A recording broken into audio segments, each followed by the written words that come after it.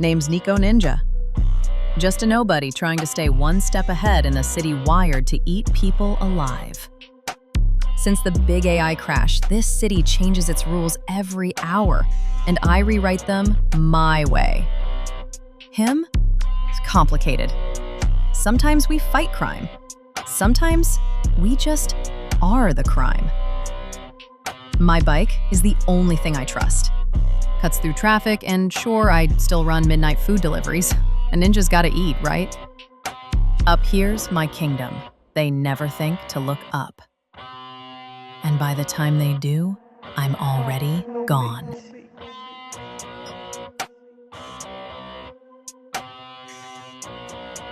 Six months ago, creating videos with consistent characters and fluid animation required complex workflows, and you often ended up with unreliable results. Recent model updates like Flux Kontext, Kling, Hailuo, VO3, and ElevenLabs changed that. But here's what I discovered while testing these tools. Most creators don't know how to use them together effectively to create cinematic results. That's why I ended up building a custom GPT specifically for this workflow. And I'll share that with you in this video. In this video, I'll walk you through my step-by-step process and share everything I learned from testing these models. So by the end, you'll have a clear, repeatable way to make multi-character cinematic AI movies with these new tools. Let's dive in. Here's exactly what we're going to cover. First, I'll show you how I use my custom GPT to plan scenes and generate prompts that are specifically designed for these tools. Then we'll use Flux Kontext to create consistent character images, animate them using the newest video model on the market, and add professional narration with ElevenLabs v3. I'll also show you how to add lip sync. While I'm using OpenR for this demo, you can adopt this same workflow to your preferred tools as well. Let's start with the planning process. To create cinematic videos, the most important first step is planning your scenes. You need story setup, character setup, and clear scene structure. But instead of going solo or letting AI take over, I believe in collaboration. You're the creative brain, and AI helps with structure and the cinematic language you might not know. That's why I built a custom GPT specifically for this workflow. I have included the link in the description so you can try yourself as well. Let me show you how it works. When you first open the GPT, you can click the question button to get started. It will then ask you specific questions needed to build your story: the setup, main characters, visual style, and voiceover perspective. Personally, I like using voice input so I can think freely without typing. Just click the dictate icon and say something like, I want to create a story about a girl named Nico Ninja surviving in a cyberpunk city. She has a friend named Jack. Visual style is cyberpunk CG animation, narration in first person. Talking directly to the GPT helps me run free with my imagination and story structure without having to think of typing. For the main character's appearance, you can also upload reference images. This is Nico Ninja, and this is Jack. I also include their names just for communication with the GPT. These names won't appear in the prompts. The GPT will confirm visual tags for each character, like girl with yellow jacket or man with red hair. These visual tags are essential for image and video prompt consistency. After answering everything, the GPT generates a table with an image prompt, video prompt, and optional voiceover for each scene. Now, 6 scenes might not be enough for a full movie, but it's a great place to start and visualize the story. And here's what most people miss. The GPT isn't a magic solution that creates an entire video. It's a framework, a starting point for collaboration. And for this trailer, I went back and forth with the GPT many times to tweak the narration and adjust the table. I didn't use the first version it gave me. Truth is, quality AI videos still require a lot of human input at the moment. The GPT handles structure and suggests cinematic details, but I guide it toward my vision. You're engaging in a creative, iterative process that saves time and lets you focus on the story. Now that we have our scene framework, let's bring it to life. And today we're using Flux Kontext on OpenR because of one standout feature. Flux Kontext allows us to maintain character consistency across multiple scenes without training, which means it can see what your character looks like and replicate them consistently in new poses, outfits, and environment, all without any model training. So OpenR gives us 2 ways to work with this. One is the Create tool, for generating images, or the chat feature that lets you edit with natural language. And let me show you the panel approach first. First, let's choose the model. You'll notice that OpenR has Flux Kontext Pro and Flux Kontext Max for you to choose from, and also all the other ones as well. Pro is faster and costs half of the credits. Max gives better quality and prompt adherence, and I prefer Max for better quality. And here we have our text prompt. We can put here, but we will deal with it later. And under image guidance, there's Omni reference feature, which you can upload up to 4 reference images, and it blends different elements from each into a single output. So let's try something simple. Let's upload our character image. We can upload from computer or from history. I think this is the one I want to upload. I prefer a full body character, photos with white background, so there's no distraction for the AI. We can also add another element like this high-tech motorbike to see if we can combine them together. And then for the text prompt, let's first try a super simple prompt like the girl is riding the motorcycle in a cyberpunk city. I just want to show you the difference between a simple prompt and an optimized prompt. And for Flux Kontext, to maintain the accuracy of our prompt, we often will want to leave the auto enhance off for tighter control of our input. And down here we can adjust output size. Let's try a widescreen 16:9 for movie. Also, we can adjust the advanced setting here. We can also upscale with face enhance, but I think for this one we'll skip that. Here we can change the number of image and then hit create. You can see the character and the motorcycle maintain perfect consistency almost. The character and the motorcycle really get combined seamlessly into the image we asked it to create. But to create truly cinematic results, I use my custom GPT for optimized prompting. So back to my custom GPT. Let's say if we don't have the scene that I want in the table, we can ask it to give me prompts for a girl riding a motorcycle scene.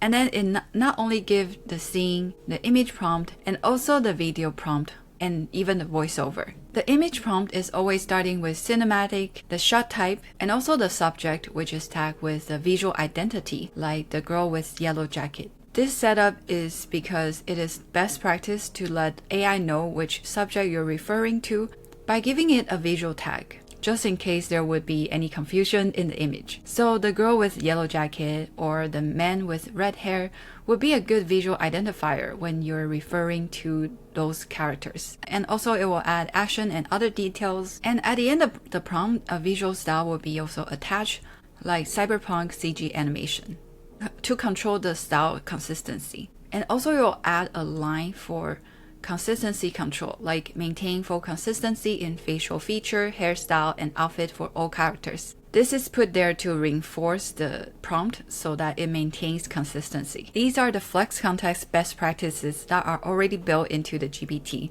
so you don't have to remember them every time you write a prompt. Let's copy the image prompt and go back to our OpenR dashboard. So for this image prompt, I didn't specify that the motorcycle is actually in the reference image, so we may want to change this to the silver motorcycle. We may also want to trim down the prompt. Let's see, I actually want to change this to a close-up shot of a girl with yellow jacket. With the character reference and the motorcycle again, let's try again. Well, here are the results. I think it's a lot better than the one before. It has more cinematic look with the control of the shot type and also style and more details. The look of the motorcycle sometimes change a little bit, but mostly the structure and the look maintain very close to our original images. And using the same logic, we can also use 2 characters plus an object to change the prompt and to create multi-character scene. I think we get some pretty cool results. Sometimes it's not perfect, like this one, the outfit is not completely accurate, but I think this one does a great job of combining both characters in their original outfit with the motorcycle in the same scene. I also tried the 2 characters with a flamethrower by the Boring Company. Did you know that they actually produce flamethrower? Looks like it put the flamethrower in the image pretty well. Although maybe we need a little expression control. I mean, should they really look that excited to be playing with destructive weapons? Let's try using the chat to edit feature where you can talk to the model just like you would with ChatGPT and have it make changes directly to an image you upload. Here's the chat panel. You can type in your input, and we can also select different models up here for Flux Kontext and GPT model. The higher the credits it costs, the better the quality of the image it should be. So we're choosing Flux Kontext Max for this one. I uploaded this image I want to use, and I really like the dramatic tension of the image, also the expressions and the composition. But I realized I forgot to prompt something important for the scene, which is the enemies. And because this was meant for a fight scene and there should be some attackers around, or else they're just doing weird poses in the alley. So here's how we fix that. When it's selected on the chat, we can simply type in something like add a few attackers in the background behind them, leave the rest unchanged, and then send message. In a few seconds, the model returns the edited image. You can toggle between them to see the difference. You'll see how precisely it follows the instruction. The only thing that was changed was the enemies added behind them, and the rest are really intact. And also we can easily change characters' expression, poses, or gestures while still preserving the full consistency. And from here, you can upscale the image, send the image to video to create a video, or simply download it here. Also, you can change perspective like this with the right prompt. Flux Kontext really make the scenes and character consistency remarkably easy. I think it absolutely is an essential tool to use if you want to create dynamic movie scenes. Next, after we generated our initial frames for our videos, we will need to animate them. On OpenR under the video tool, we can do text to video, image to video, and even combine different elements to a video and audio. But we'll focus on the image to video for now. Under model section, you'll see that they have included a lot of advanced video models for us to choose from, such as the Kling 2.1, Minimax 2, the recent Seedance for cheaper results, and VO3 even. Using an all-in-one platform means that you can always access the best one when you want. When you select different models, you'll see different control. Mainly, you can control different duration and quality mode, and sometimes resolution. For some models like Kling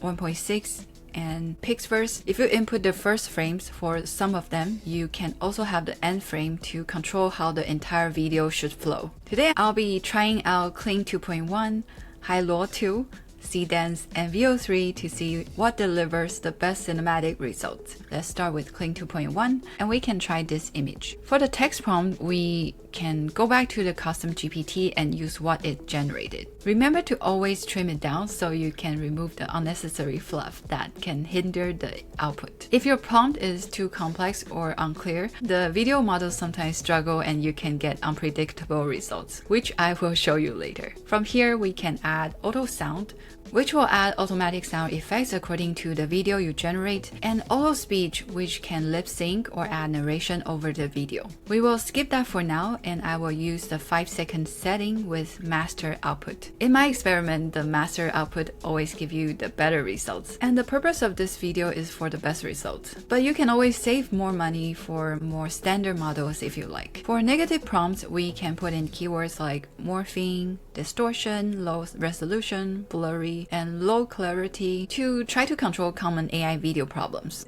And before you hit create, you can see the credit it will cost you. And then we can click create. This scene was meant to be a slow motion fight where my characters battle enemies together, but they keep fighting each other instead. I tried simplifying the prompts, but they still end up in somehow a personal combat. Hailuo 2 maintain good visual consistency, although there's a person missing in the middle, and yeah, morphing happened. And the action turned very awkward in the end.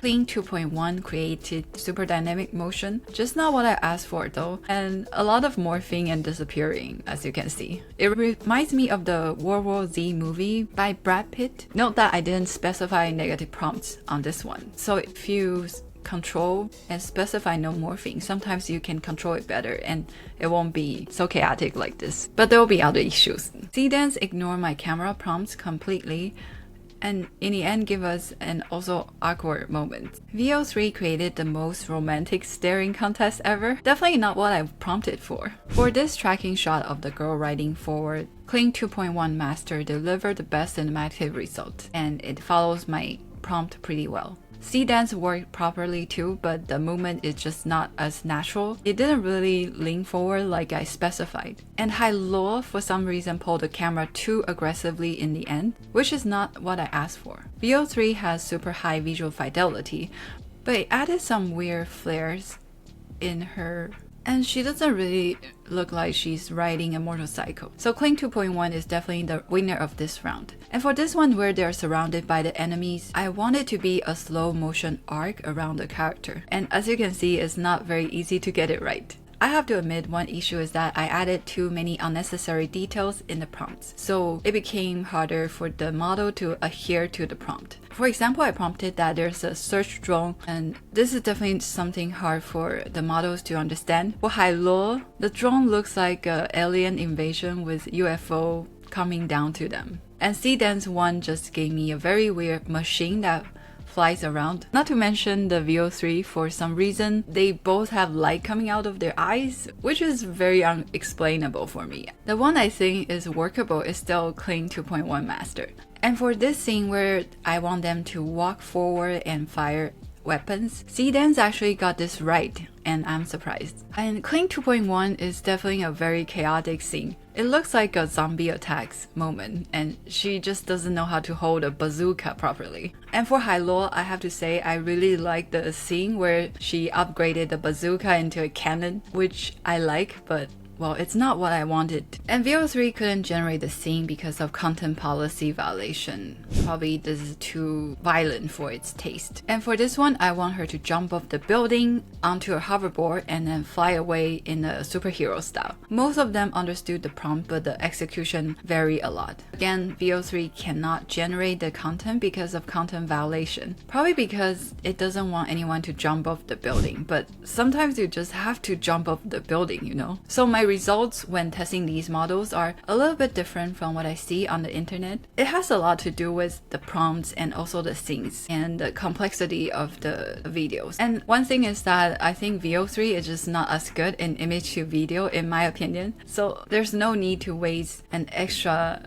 2,500 credits to prompt image to video with VO3 yet. And overall, my personal favorite is actually Kling 2.1, which I think is easier to get what I want. So I would say it really requires yourself to test different ones to see which one is more suitable for your own specific use case. And fortunately, OpenR lets us test them all in one place. But here's something most AI creators don't realize. Your video can look cinematic, but if the video sounds robotic, everything falls apart and you draw people out of your story. That's why the next step is super crucial. Now let's add voiceover using ElevenLabs V3. It is designed to generate highly expressive, lifelike speech with advanced feature for emotional range, multi-speaker dialogue, and nuanced voice control. On ElevenLabs, first we go to text-to-speech. In the text-to-speech panel, we can put in our voiceover text, and then here we can select a voice. And here's a pro tip. We can filter for best voices for V3. These voices are specifically optimized for the new model and can have much broader emotional range that is suitable for the use of V3. We can listen to different audio preview. Hey, everybody. Hey, are you looking for a fresh and engaging? And I'm choosing Juniper today. And make sure to select V3 for your model. For stability setting, Creative gives you more expressive result and it can even sing. And Natural provides conversational balance. Robust delivers precise and stable results. I will select Natural since my character doesn't need extreme expressive emotions. And under here we see an Enhance button. When we click it, it automatically analyzes the text and it'll add audio tag and adjust the text for you. For example, she inserted exhales sharply here. Just a nobody trying to stay one step ahead. It also inserts chuckles and whispers and smirking tag. We can undo or keep, or we can redo again, then it will insert different type of audio tags to your narration. If you want to learn more about the V3 and the tags, we can click this link for best practice. We see that for voice-related audio tag, there are laughs, sighs, exhales, sarcastic, and all these you can use. We can also insert something like sound effects, like gunshot, applause, and swallows, and even unique and special tag, like strong French accent, sing, or even fart. And also punctuation will affect the delivery. In V3, ellipses will add pauses and weight, and capitalization can increase emphasis, while standard punctuation just provides natural speech rhythm. And you can see all the example in here. So going back to our narration, you can see that when we click this button, it also uses some uppercase to emphasize and add ellipses to sort of add some pauses. We can also adjust manually without using the enhance button. Let's listen to this version. We can click generate speech, and right now it will give two options. Neko Ninja. Just a nobody, trying to stay one step ahead in a city wired to eat people alive. Since the big AI crash, this city changes its rules every hour, and I rewrite them my way. Him? Complicated. Sometimes we fight crime, sometimes we just are the crime. Neko Ninja. Just a nobody, trying to stay one step ahead in a city wired to eat people alive.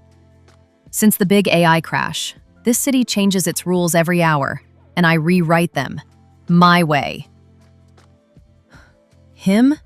Complicated. Sometimes we fight crime. Sometimes we just are the crime. So even with the same audio tags, there will be variation. You kind of have to experiment yourself to really get the results you want. And for me, I noticed that sometimes I have to just select the segment I want and like piece them together to form the final one that I can really use. But it's cool that now we can use the audio tag to control sentences with different emotions on ElevenLabs. With videos with clear faces like this motorcycle scene, we can add lip sync to bring it all together in the video panel. We just have to go to the audio tab, and then we can drag and drop or upload the video under 60 seconds or from generation history. For the lip sync, we can upload our audio or type in what you want here and use auto speech, and we can lip sync with the voices that are available here. But today we're not using this because we have our own audio from ElevenLabs, and then we can upload audio. And down here you can adjust the speed of the lip sync. I'm going to keep it as 1, which is the default. And then we hit create, and here's the result. My bike is the only thing I trust. Cuts through traffic, and sure, I still run midnight food deliveries. A ninja's gotta eat, right? I would say the lip sync looks great, but here's something to keep in mind. For more dramatic acting, you need to plan ahead. For example, when she says, "Ninja gotta eat, right?" Ideally, in my head, she'll have a smirk or a cool expression on that sentence. But since my original video didn't include that expression, the lip sync can't add it. If you want perfection, prompt your videos to include the facial expressions that match your audio. Future models will probably generate video and lip sync simultaneously, but for now, this is the workflow if you really want quality result. Next, you'll have to put all the clips together in the right order, add sound effects and background music, and do some standard video editing. And you'll have a professional AI film. I hope this workflow helps you create your own cinematic AI movies. All the tools are linked below. Go make one yourself and let me know how it goes. Thanks for watching, and a huge thanks to OpenArt for sponsoring this video and making this workflow possible. Drop any questions in the comments, and I'll see you in the next one.